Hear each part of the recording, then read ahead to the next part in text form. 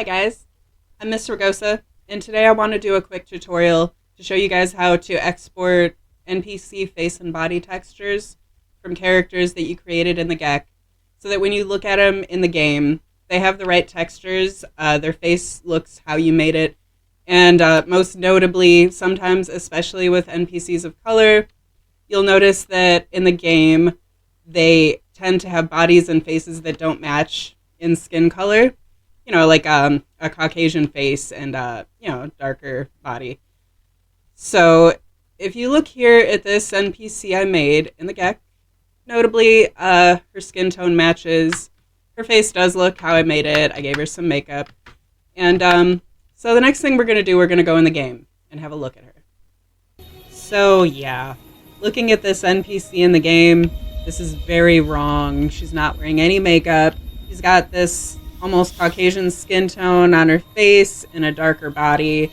The face doesn't look right, the features even. So luckily it's very easy to fix, and I'm going to show you guys how to fix it. So I'm back here in the G.E.C.K, and this is going to be a really quick and easy process, but before we get started, there's a few things you'll need to do. First of all, if your plugin is an ESP, you're going to need to make sure that it's flagged as a master, and you can do that in FNV Edit. Second thing is you're going to need this tool here, DDS Converter 1.4, and I'll leave a link to that in the description. You're going to need that when we're ready to convert the textures. And the other thing we're going to do is just create a couple of folders. So if you go into your Fallout New Vegas folder, go into Data, from there go into Textures, Characters, we're going to go into Body Mods, and just go ahead and create a new folder.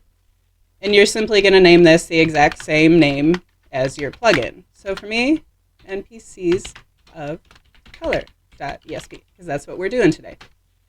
And you can go ahead and copy that, because we're going to go into face mods, do the same thing. Make a new folder. There we go. So we can close that. All right, and so back in the G.E.C.K, what we're going to do, make sure you go to your object window and make sure you have it filtered to Actors, NPC.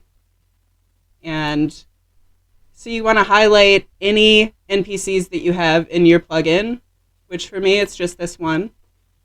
Once they're all highlighted, just hit Control F4. And a little message will pop up saying done. Say OK. You can close this without saving.